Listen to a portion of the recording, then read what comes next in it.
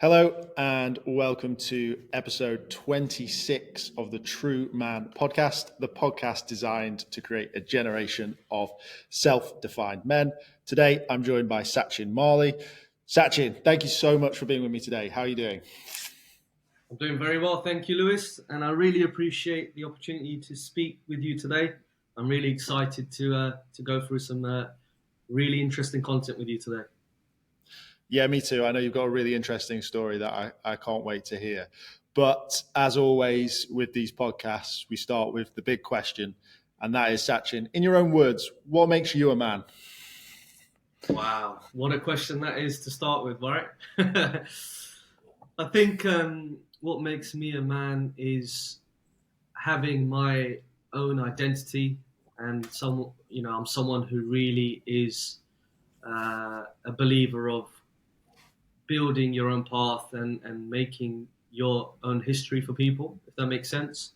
I'm all about someone who believes that I want to leave a legacy for people to hear my story, hear my experiences, and hopefully take something away from that and think to themselves, you know what?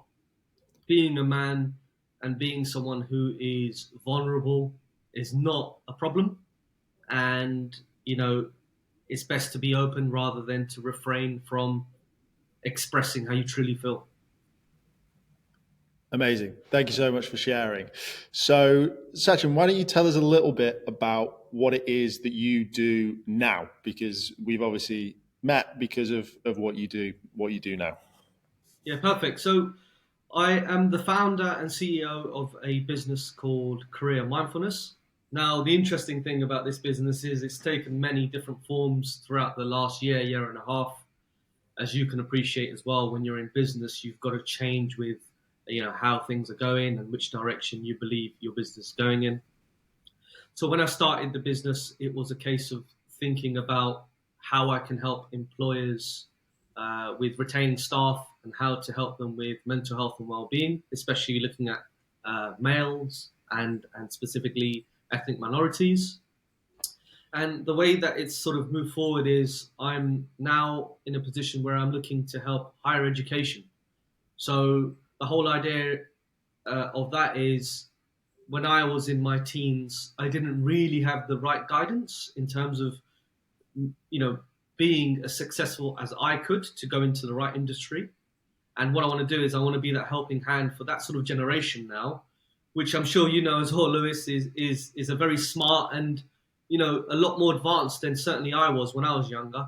So I'm looking to try to help that sort of age range between sort of 16 to 18 and helping them to go into their right careers and appreciate that mental health and well-being is imperative for people to be successful. Yeah, it's an interesting time to be that sort of age, I think. I think we're sort of at the age where tech was new and not really used by everyone in those sort of years. And it's now literally they're so smart when it comes to their access to information and their ability to, I guess, learn what we've already learned, what we spent our school years learning. They can find out in about 2 seconds. Which do you remember the good old days of dial-up internet, mate? I do, yeah. I have a sister who's 14, and I was explaining the. Don't pick up the phone. Put the phone down. Yeah. I'm on the internet. Do you remember that? Yeah, man. She didn't even know what a house phone was, so that's how. That's how. So yeah, it's good fun. It's a really it's a really admirable space to be in. I think that's a really interesting age for young men, boys that are sort of turning into adults as well, and it's an interesting age to sort of focus on. Why don't you talk a little bit about your story at that age and why you now think that that's important? Yeah, absolutely. So I guess for me, just to obviously not be too cynical and go into, trauma and stuff, because for me, I think I don't really I'm not in a position where that really affects who I am today, but it certainly built the the core of who I am as a person. But sort of fast forwarding to secondary school and around the age of you know 14 and 15 years of age, um, I was very isolated, to be honest with you. I didn't feel as if there was anyone around who really understood who I was. And at this time, at that age, sorry, I didn't know that I had a neurodiverse condition. So I suffer from ADHD and OCD, which I found out later on in life. But going through school, there was a lot of troubles. There was a lot of things that didn't really make sense. And unfortunately, for my parents, they didn't really have any understanding either.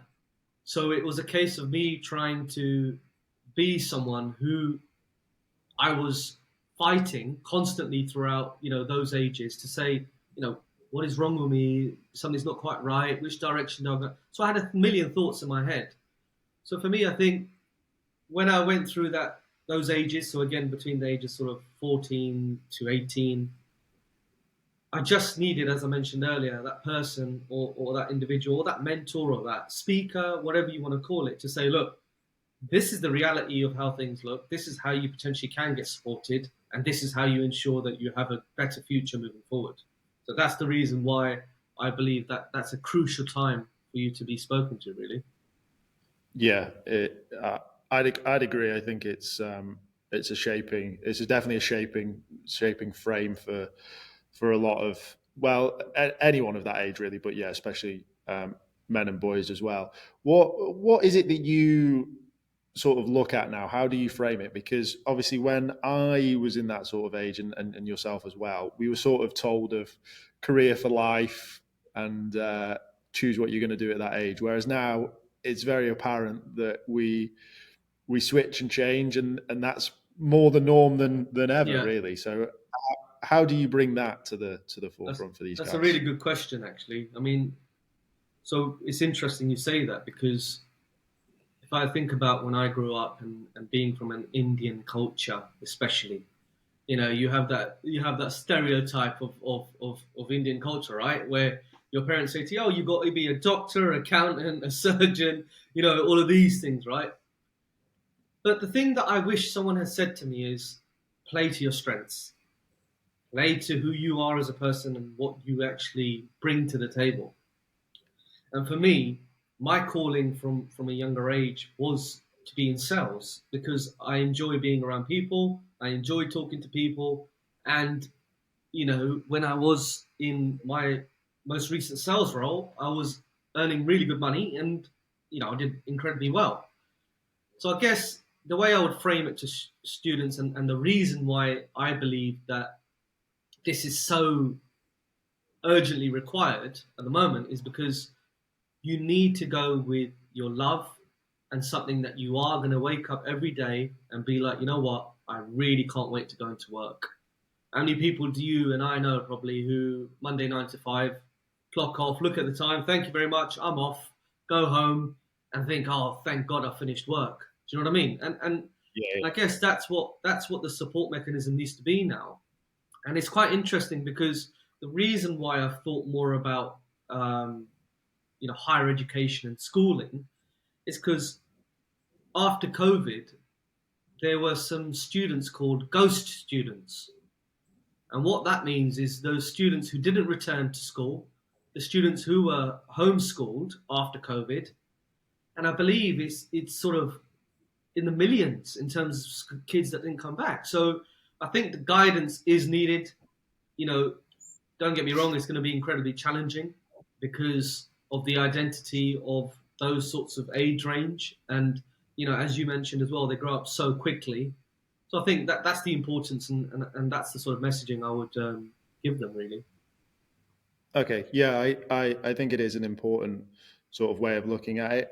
Like one thing that is something I'd like to add on that is that that can change what you love as well, right? Like it's not set in stone. And I think for me, 16 to 18 to 19, going through university, it was like a case of you're doing this to find your career for life. And yeah, I think even when you're doing what you love, that can change and you go through through peaks and troughs of things like that as well. So it's almost important to have those conversations regularly, but that's a good starting point, right?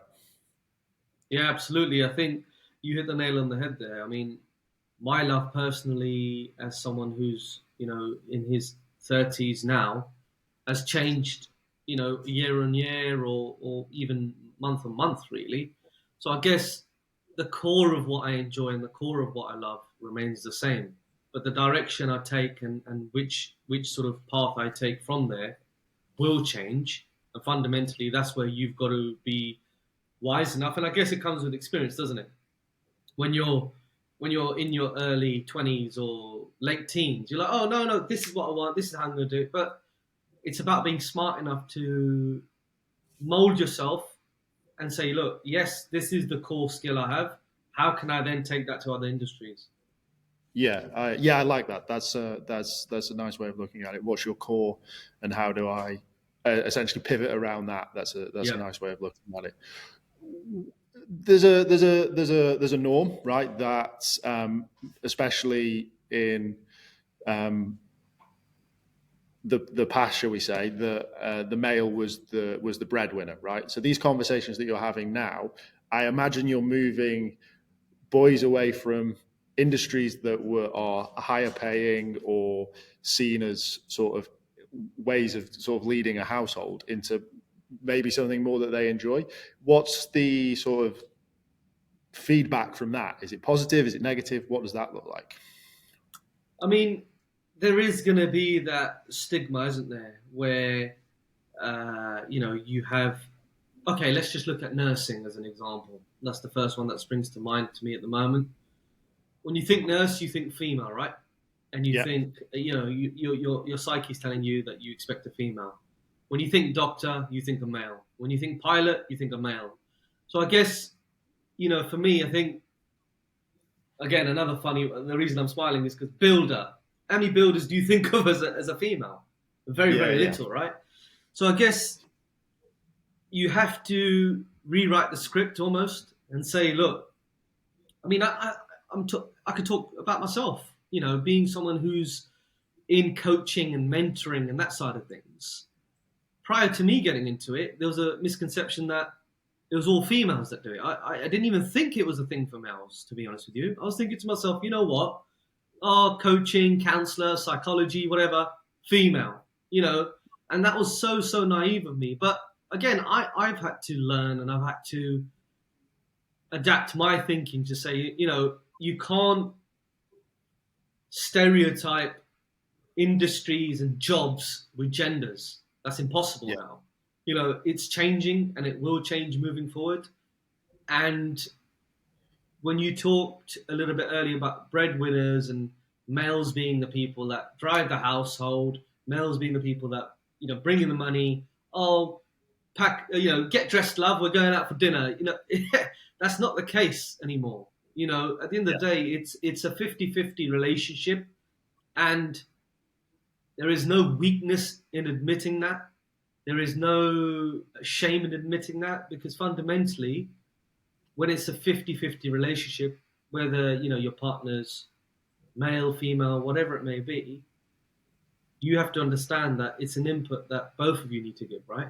It's no longer, like I said, a case of, go out, husband, go out, go and earn while I put on my marigolds and wash the dishes. Do you know what I mean? It doesn't work like that anymore. Okay, cool. So I guess this is the next question, which is, it normally takes a reason for someone to step into this industry. It's not usually something that's decided early on. So why don't you tell us a little bit about how you got into the space? Yeah, absolutely. So,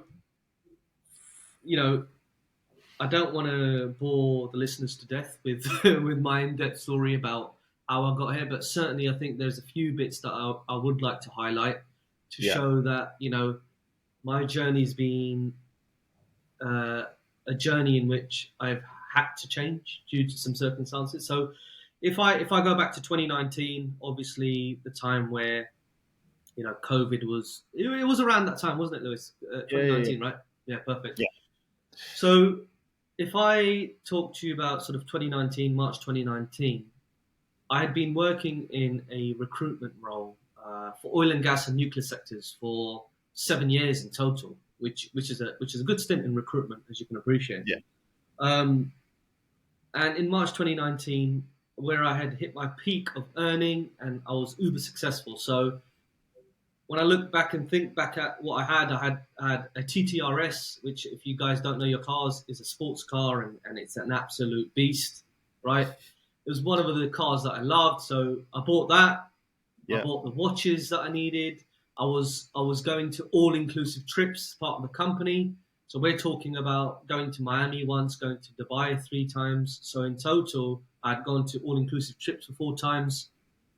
And when you talk all inclusive, that's exactly what it is. You don't spend a single penny and you just literally live the high life. So me and my partner went to all of that as well. So everything as a, I would call it monetary side of things and as a lifestyle was absolutely perfect. But there's one week I remember where I walked in and I was distraught. So I was in tears. I almost felt as if I was by myself when I really wasn't. And it was really strange because the only way that I think I could describe it is flipping a switch to off from it being on. And also another analogy I think is quite accurate with this is being on top of that roller coaster like Oblivion in Alton Towers and just dropping, right? Yeah. So everything really, didn't feel right. And I was speaking to my partner regularly saying, you know what, there's not something not quite right here and I don't know what's going on. So a week went by, and unfortunately things were getting worse.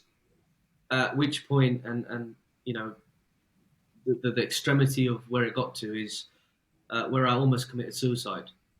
I was a few steps away from jumping in a dual carriageway before being stopped. So yeah, it was incredibly serious, and I'm so glad now that I could talk about it because now that I do sort of am replaying that moment to yourself, it makes you think how dark those days were and how bad it really got for me. So what I needed to do was have a real intervention and sort of do something before it's too late because I almost made an irreversible decision. So I wanted to ensure that that wasn't the case. So what I needed to do was I took counselling and professional help for a full year. Now in that year, there was a lot of things that were uncovered. I had to leave my job because I had to go off long-term sick. And I said to them, look, I'm going off long-term sick. And to be very honest with you, I don't know if I will be able to come back. I don't know what the situation is. So I had to leave my job. So basically, overnight, I had to give up everything, which I've worked 7 years for, right? Yeah. So the actual counselling and talking to a professional, as I mentioned, was a very vulnerable conversation. My neurodiversity had come out of that, so I understood more about having ADHD and OCD. Yeah. In addition to that, I suffered from some serious childhood trauma, which was very unfortunate. But the good news is, after the year, I came out of that and I was a different man where my values were different, where my whole perspective on life was different, where I felt as if my value add to people was different. So what I thought to myself is I didn't want to jump out of the cauldron and jump straight back in. Yeah. I wanted to use my messaging, my skill set, and my experiences to help others. So that's where I created Career Mindfulness. And,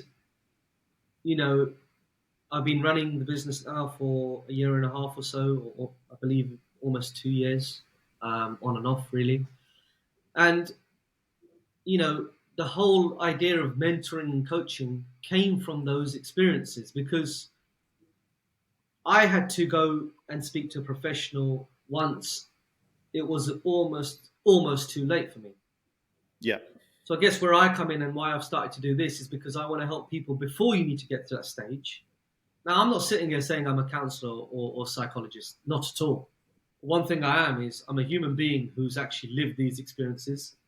I'm someone who's as we're discussing today, I'm a male, and I'm also Yeah. from a ethnic background.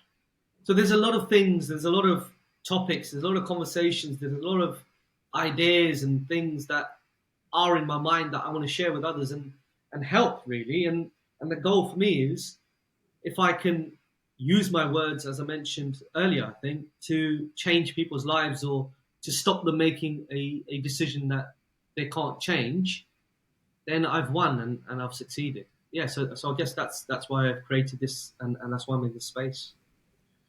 Thank you for sharing. I guess it's a common theme, right? Is finding support. I guess too late, realistically, because if you were successful, it would have been too late. And there are men and that are successful and never seek that help. I guess my question to you is, how did you build up the courage to seek that help? Because I know for a lot of men, that is a scary thing to do. Oh, that's a fantastic question. And if it wasn't for my partner, I probably wouldn't have today. Now, the reason I'm obviously explaining this to you is because, so I'm married to a female, and the reason why I mention that is because, again, it's this whole positioning of, I'm a male, I'm Superman, I'm fine, I'm great, there's nothing wrong with me, I'll get over it. Do you know what I mean? Yeah. And with the support of my wife, she said to me very clearly, look at X, Y, and Z incident, look at the way things have been going for you. If you feel like you do, it's time for you to maybe consider speaking to someone who may be able to help. And when she first spoke to me about this, and I remember driving back from visiting my parents, I felt really, really cut and upset, because I felt as if the person who loves me the most was questioning my integrity, was questioning my behavior, was questioning who I am, and you're almost like, wow, you're meant to be backing me, eh? And you're telling me to do something. And I am extremely thankful that she said that, because if I didn't do that, I mean, I'll be honest with you, Lewis, I don't know where I would be today. And to be honest with you, the thought frightens me of where I could have been if I didn't take that support or get that professional help. So to answer your question, despite it being my partner, I think everyone needs some sort of reality check, or that almost a little guidance, and here, you need to sort of do something, because if I didn't have that, I wouldn't have been in the position to do it, to be honest with you. Yeah, it's hard. You've got to find the right person to open up to, and I think you're in a fortunate position that your partner was the right person, and it isn't always the case for a lot of men. And I think it's a case of choosing that person wisely, as well as, like, who do you actually open up to, because not everyone's partner is going to be as receptive or as open and as honest as yours was. And is like, that's something that I think is important, is to, if you are going to do it, think about who you're opening up to and make sure that you think it's the safest person to open up to. And I guess that my advice to that is if it doesn't seem right, it's probably not them. Yeah. But yeah, that's Could I just add to that, Lewis? And, of course. and I really I'm really glad you said that, actually, because I'm extremely privileged in the sense of having someone who was, at the end of the day, the thing I keep thinking to myself is, if I hadn't have had the partner who really could empathize or support or help me when I'm vulnerable, then I probably wouldn't have been able to get that help. And let's just say, for all intents and purposes of this conversation, if I didn't have a partner like I did, for me, who would that have been? Potentially could have been family, potentially could have been good friends, or anyone else who I believed and trusted enough to have that conversation with. And that's the key, I think, is that trust, and that, you can't be reluctant to be transparent, if that makes sense. The transparency is very, very important. And if you have someone, whoever it may be, that you're able to do that with, that would be my suggestion to say, look, that's the person to use. Because if you can't be open and honest and be vulnerable or share your darkest days with that person, then maybe that person isn't the person you turn to. Yeah, definitely. It's tough. It's tough to open up, but it's even tougher to open up to the wrong person. So, yeah, that would be my sort of word of warning with it, is try and make sure it's the right person. And if you are struggling to find that person, it might even just be a stranger, because they're probably more likely to listen, and have no preconceptions. And that's essentially what you're looking for, right? Is the lack of Yeah, preconceptions. It's just judgment-free space, gonna tell you how it is, and then you can make your informed decision from there, right? absolutely agree. 100%. Yeah. And then I guess the other side of it is, obviously, with the work that you're doing with young men, I imagine that there's a lot of talk around, I guess, influencer lifestyle, right? And like reaching the top and having all this money, what that comes with: nice cars, nice women, nice holidays, the cliche of what you'll see on any Instagram of probably the majority of 15 to 18-year-old boys, right? So, what is your advice, or what is your feedback from someone who got there, but maybe got there in the wrong way?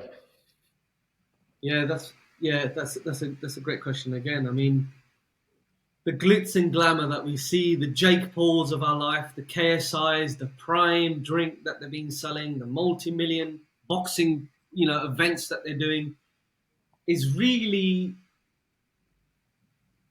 tarnishing hard work. And the reason I say that is because the ethics and values that I have is you've got to work incredibly hard to be in the position that you're in. Now, just taking my recruitment experiences as an example, I started on £19,000 for 2 years, traveling from West London to Bracknell, which is in Reading. So we're looking at about a 45-minute commute each way, right? So I remember when I used to look at my paycheck, I used to be like, "Wow, this is incredibly embarrassing," and I kind of felt as if I was earning, at that time it did seem like pennies, to be honest with you, because I couldn't even make ends meet on a monthly basis.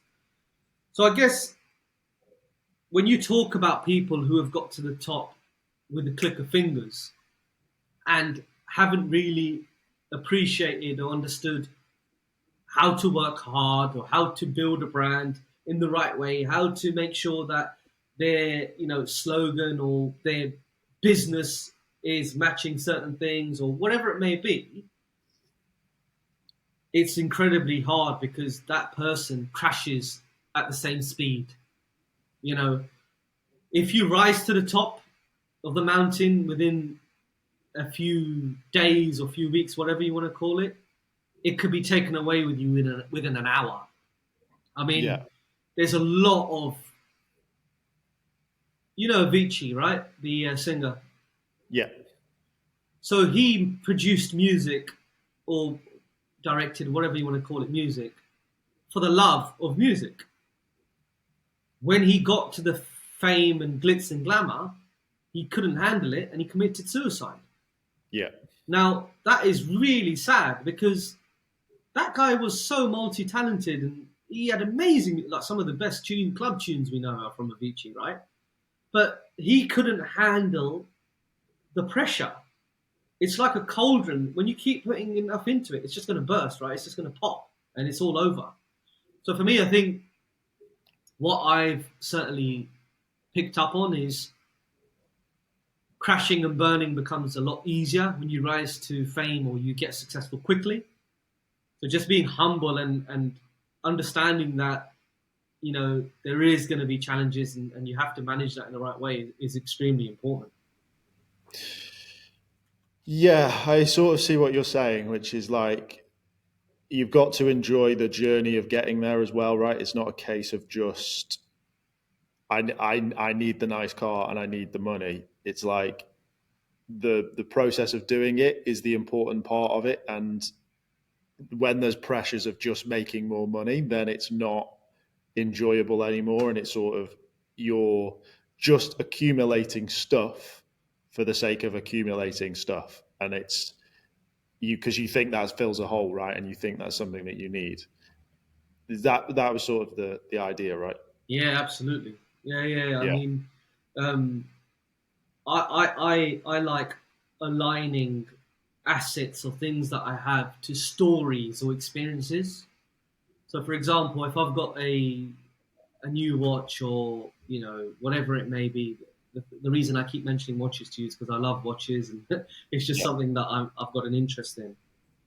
So when I pick up my watch or when I wear a watch, when I look at that and think to myself, what have I done to deserve that? How have I earned that? It kind of it humbles you a little bit, doesn't it? Because fundamentally, if I had just bought the watch and there was nothing aligned to it, or I didn't work hard, or it happened so quickly that I don't even remember buying it, then you don't really have any sentiment towards that item. But for me, I think it's very important to have a story behind something, whatever that may be. Anyone's love for it, many people love different items or whatever it may be. But it's good to align something to that, so you can sort of kind of check yourself again and have a bit of nostalgia and say, "Wow, I remember that." Do you know what I mean? Yeah, no, I like that. It's a nice way of creating, I guess, gratification around an object that might not have any meaning to anyone else. It makes it more valuable in the sense that it's like, I bought this watch because it's when Yeah, I did X, Y, and Z, and that meant that I earned that month, yeah. which is great. I could have spent all that money on nothing and it whittles it away, but now I have something to show for that hard work that I've done. The early 20s of me was using it on a night out in London, buying bottles. Do you know what I mean? Yeah, And at the end of the day, with age comes a little bit more maturity, I would say. And sometimes you recognize that that was a path in your life earlier on, but now what's the next path? What's the next path, and how do you move forward from that?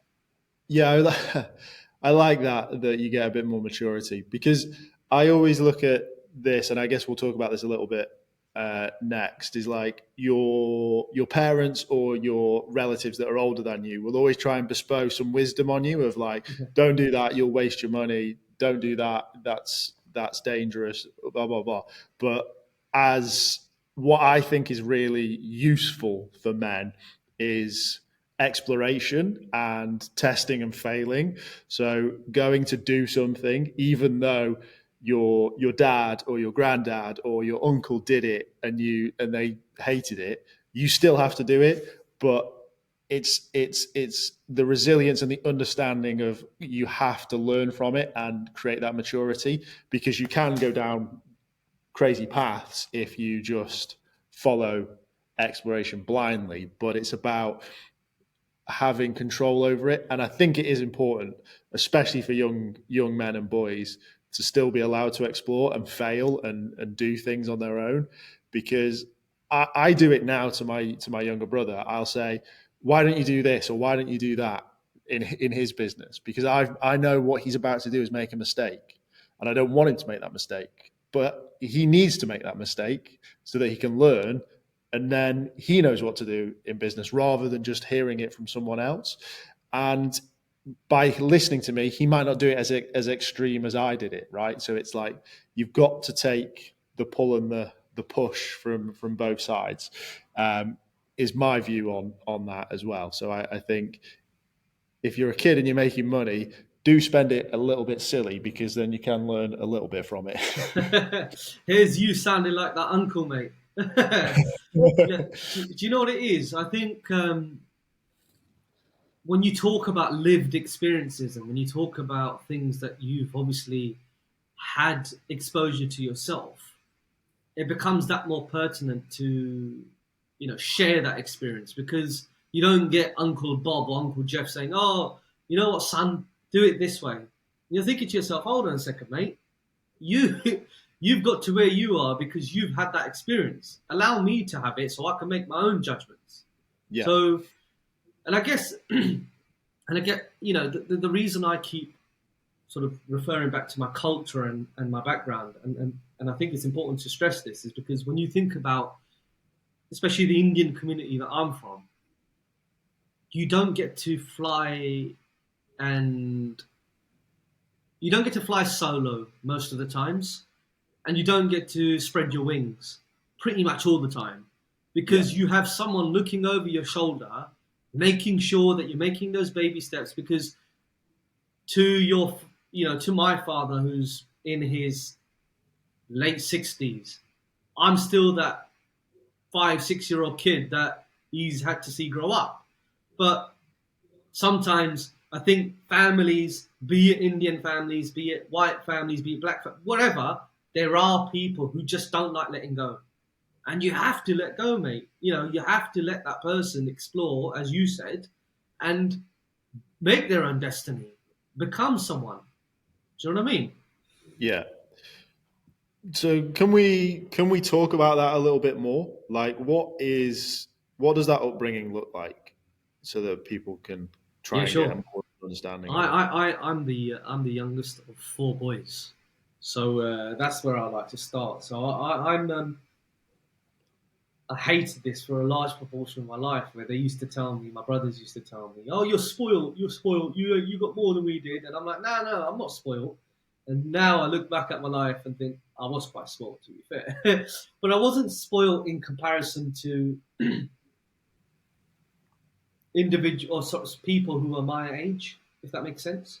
Yeah. I was spoiled in comparison to my brothers, because fundamentally they have a small gap between the 3 of them, and then there's a gap, and then there's me. So generationally, I was spoiled for them because they had seen a different life to what I had. Now, away from my brothers, my parents kind of, especially my father, he ruled a bit with a stick, to be fair, where he believed in discipline. He believed in, if my child's wrong, I will give him a clap around the ear. I would, shout at him. I would make him feel scared, or all of that side of things, which I've had a long time to think about my childhood over the last few years, and I'm not angry at them anymore for being the way they were, because I don't think they had any sort of assistance or help to say, look, if your child is neurodiverse, or if your child is naughty, etc., this is how you deal with it. Because all they ever saw when they grew up was their parents either, slapping them or whatever it may be, shouting at them. So that's all they've seen, right? So you can't really have a go at them because they don't know any different, right? They're not educated enough to understand that, because no one's actually told them. But for me, that's the large part of my childhood that did cause the trauma, was just feeling unworthy, feeling small, feeling like I was a nobody, feeling as if life was just all about going to school, coming back, trying to be that doctor, surgeon, whatever it may be, competing against my cousins, making sure you're better than them, or all of this. And I'm thankful because the lessons I've learned will one day, when I have a family, help me in terms of bringing up my children in the future. Yeah. And I am also thankful that, despite my parents making all these errors and what I see as causing, a lot of scars and damage to me, they still done as best as they could. They gave me a roof over my head. They provided me with sufficient things for schooling. They helped me through the whole system. So there's a lot of things I'm thankful for, but it's a double-edged sword, really, because they did great, but they also did really badly at the same time as well. So... Yeah, I literally just mentioned to you before we started, I was doing a podcast yesterday talking about positive male role models, and obviously parenthood came up as one of those things. I'm not a parent myself. I am a son, so I have been parented. Yep. In that sense. But we were talking about that cyclical thing of history repeating itself. And it's interesting that you've touched on that and sort of said that you've learned from it. So I guess my question to you is, what do you think has changed that has allowed you to learn from your parents rather than repeat your parents' behavior? That's a good. You're really coming out with all the decent questions today, Lewis. You're on fire. Hey, that's my job. Fair play to you. That's a great question. I think it comes down to a lot of the things that you and I mentioned a bit earlier in this conversation about where the male is no longer seen as the sole breadwinner or seen as that guy who's going to be with the suit on, with the shiny shoes, like I said, going out, earning a living while the missus at home cooking dinner. That's not the case anymore. And I've had to educate myself. I'm not going to sit here and lie to you, mate. I mean, when I was a bit younger, I used to think that what my father was like was how it needed to be with future partners for me. And obviously, I've made mistakes. You know, I can sit here and say prior to me, you know, obviously being my wife right now, I've had some shocking relationships previously to this, you know, and I've had to educate myself and take some ownership and think, how can I be better? How can I ensure that I don't make the same mistakes as my father did? What is it that he's doing that I didn't like? Do you know what I mean? So I guess in answer to your question, a lot of it comes from within, but a lot of it needs to be triggered out of you. Everyone has it, I think. Every male has it. But it's just a case of, you know, maybe your surroundings, your atmosphere, what you're around, who you meet, how you want to obviously, you know, become better, or do you just want to be that same old male that we've all heard about that, you know, to be honest with you, no one really wants to be. Let's be honest. Yeah. Yeah, it's interesting. I mean, it's new for me, right? Something that I'm now exploring as well, because it's interesting. And I think you touched on a few things that are what I'm thinking, which is that we're not living in the same village. We're not meeting the girl down the street, marrying her and having kids, and it just being a conveyor belt. And that sort of is allowing for us to have different influences, which is always a good thing if you take the right things from them, right? But I think that's probably one of the big things, because there are people that still go in those cyclical cycles, and they're probably less exposed to more of the world. And I think that's sort of where I'm at with it. And also, we go through more relationships. So you have more reflection time. You go, well, why didn't that work? What worked well? What didn't work well?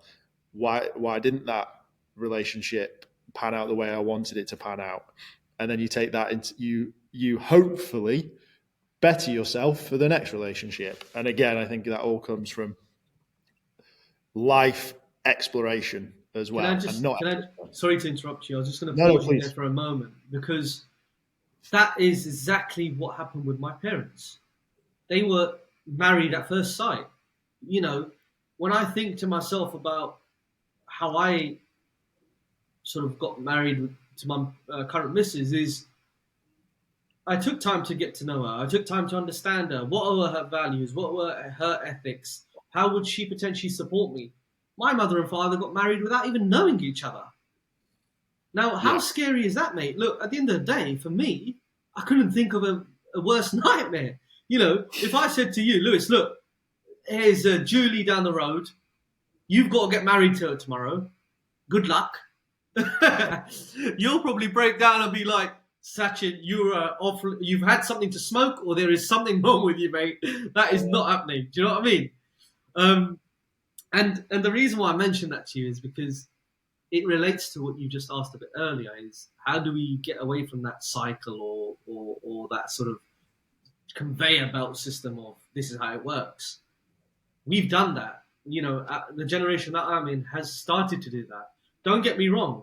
You know, there will be that odd occasion where people do feel comfortable doing that sort of married at first sight thing or whatever.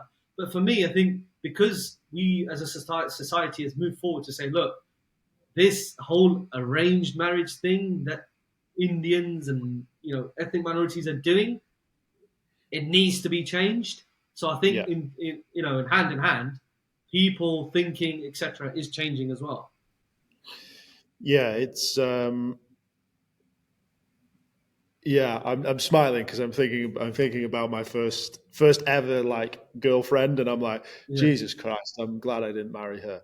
Um, uh, like at school, but yeah, it's interesting. Is that something that's changing throughout your culture as a whole, or is it more from sort of Western influence that's changing? What's happening on that side of things? Yeah, I think it is certainly changing as a whole. I mean, India, as you know, the country back home that I like to refer it to as, it is becoming a superpower, right? Yeah, It's a massive economy. You know, we've got an Indian prime minister, right? Rishi Sunak's in power now. So I think yeah, when you think about how much progression we've made as a ethnic minority or culture, whatever you want to call it, over the last 10 to 20 years, it's massive, and it's becoming more and more advanced, and it's becoming more and more sort of westernized, is how I'd like to call it. Because for many generations, you look at so when I look at my parents' age, so let's just say 60 pluses, within the Indian culture specifically. yeah, You look at some of the relationships, mate, and Lewis, I promise you look at some of the couples and you're thinking, wow, how are you guys living together? And there's a few examples of where I know where the husband and wife sleep in separate rooms and they literally cannot stand each other. Now, for me, why go through that? Why look? The divorce word used to be frowned upon. Oh no, not divorce. Divorce is probably the best thing to do when you're going through something like yeah, that, because that allows you to live life a bit happier. You're miserable. Don't worry about it. Find someone else, explore if you need to.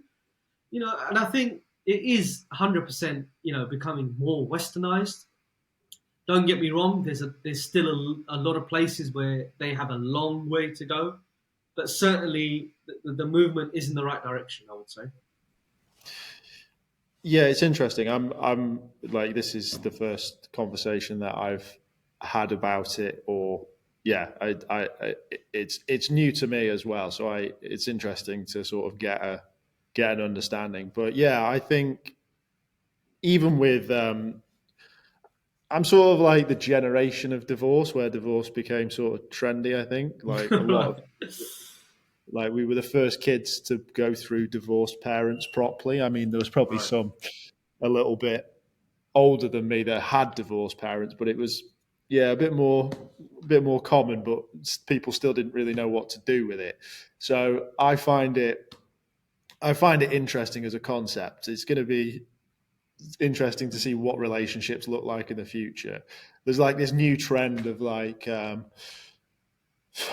people saying they're trying to find the one for now so that they can spend the most time having the most fun during this period as long as it may last. And then that's sort of like this new seems to be trending Yeah. around social media of like what I'm looking for, which I don't know, like it's weird. Like, do you is relationships still for life, or what's is it? How do you Yeah. look at that? What's that? Well, What does that look? firstly, I thought you were going to be saying there's a new trends of prenups. And I was like, oh, Oh, Lewis, don't say. No, I think now let me be very clear in terms of the answer that I'm about to give. I'm, as I mentioned a bit earlier as well. I'm in a privileged position where I've got a partner who not only has helped me through the challenges and adversity I've faced, but she is incredibly successful in her field. She's doing amazing. She sort of uh, affords us what we have right now, which is amazing. So that's the first thing I'd like to say. I think that the thing that I think of is, despite the fact I am incredibly happy and I love my wife, a lot, and there is no issue at all between us. yeah, What I believe is there is there is multiple people who are able to fall in love, and there are other people out there who you can fall in love with. Now, let's say for argument's sake, something drastic happens between my wife and I, which touch wood, I hope it doesn't. As I mentioned, I'm very, very happy, and there's no shortcomings for me whatsoever.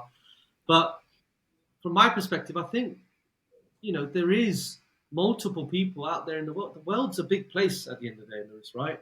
Yeah, yeah. I only know where I am at. So I live in Reading right now. So the area that I'm in is minute in comparison to the world.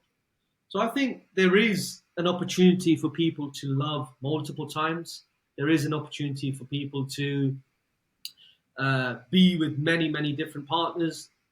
But the thing I would add is sometimes in life, you've got to weigh up your pros and cons and realize the grass might look greener, or there might be things that I could potentially explore or, have with it for me personally, because obviously I'm attracted to females. There might be a different woman who might offer something else, but you have to come back home and see what is it that you have within your space, within your bubble, and how is that going to change by going to X, Y, and Z. And for me, I think you've got to weigh up the options. And for me, I think that's the most vital thing in any relationship.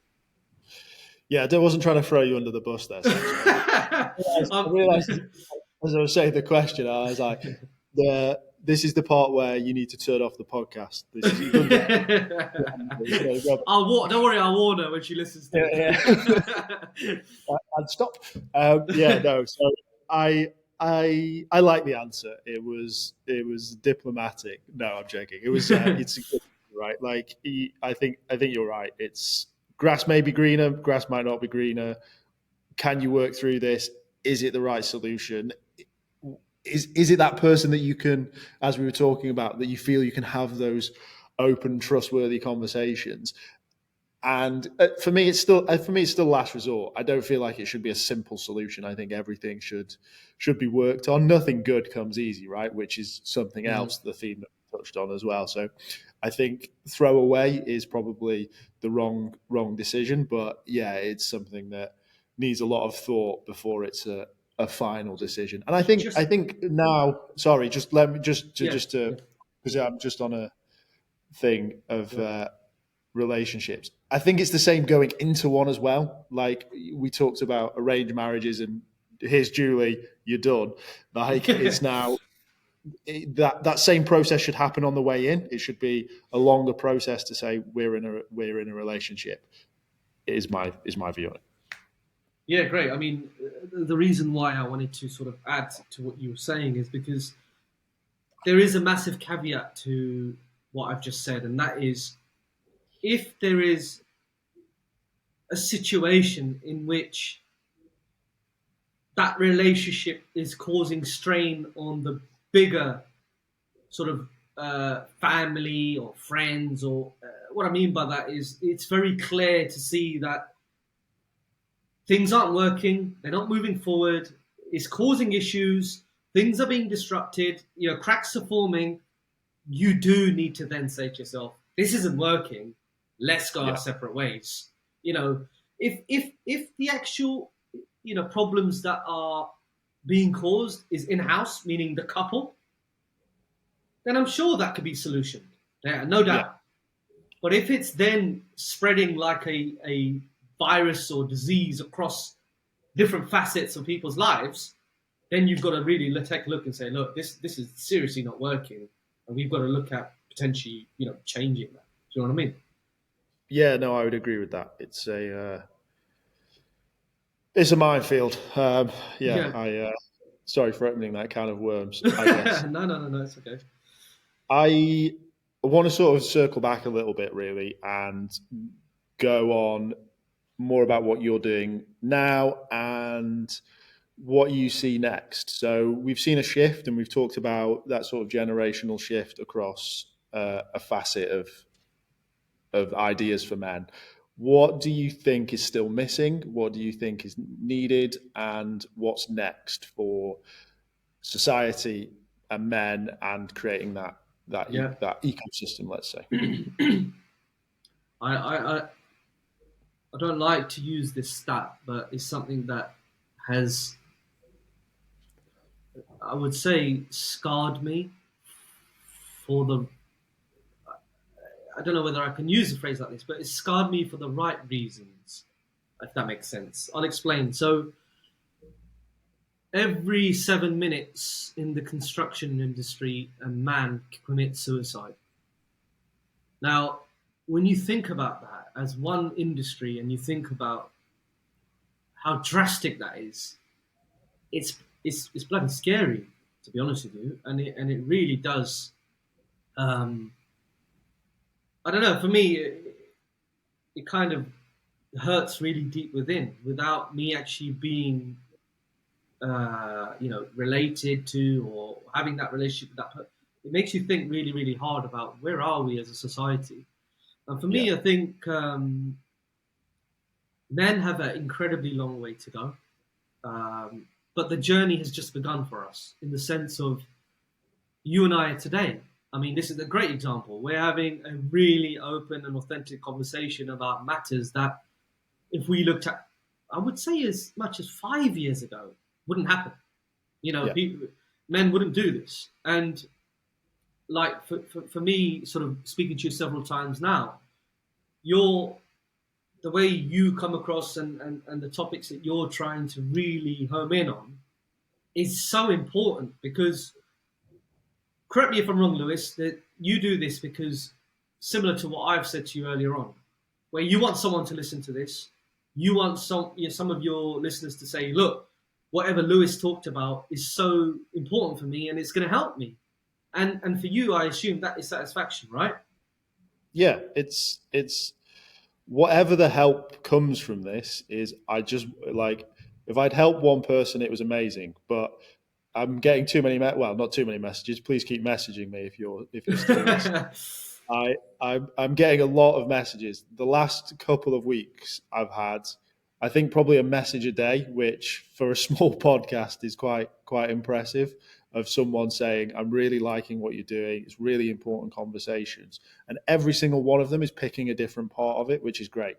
But yeah, it's whatever you take from it. Please just take something from it, and whatever that turns into is Yeah, amazing. and the reason I mention that to you is because, look, you and I obviously are doing this because when I spoke to yourself, you were really tackling something that was incredibly important to me. And I think the more people and the more men that speak about this and the more voice that we have allows us to then, you know, grow the understanding, understand more about cultural differences, understand more about societal differences, understand more about, how individuals positioning themselves in different ways and how can we help that. So I think we are, as men, are in a great place to sort of drive and move forward with this topic. I think it's going to take a lot more of Lewis's and Sachin's to help that happen. But we have to start somewhere, and the voice has got to start somewhere, and I think it's only going to get more and more prevalent as we move on, really. Yeah, I like that. Thank you. Thanks for sharing that sort of final thought on it. I agree. I think more conversations. I love hearing about people that are having conversations. I love that people come to me and say, I've spoken to my partner, my friend, in the most obscure of industries, the last place that you expect someone to say that they want to have this conversation. And it's great, and I agree.